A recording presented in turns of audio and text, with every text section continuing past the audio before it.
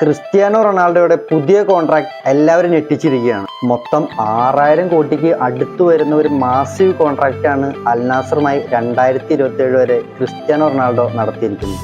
ഇപ്പോൾ നടത്തിയിരിക്കുന്ന ഈ കോൺട്രാക്ട് റിന്യൂവലിൽ ഒരു വർഷത്തിൽ വേജസിൽ മാത്രമായിട്ട് 178 മില്യൺ പൗണ്ടാണ് ഇദ്ദേഹത്തിന് ലഭിക്കുക.